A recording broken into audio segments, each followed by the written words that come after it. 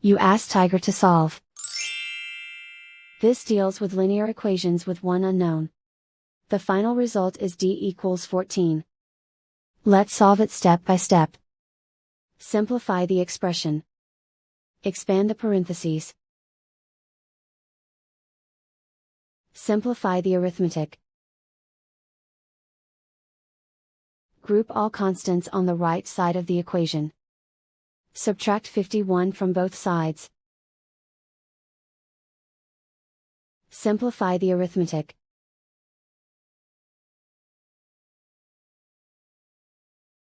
Isolate the d. Divide both sides by -3. Cancel out the negatives.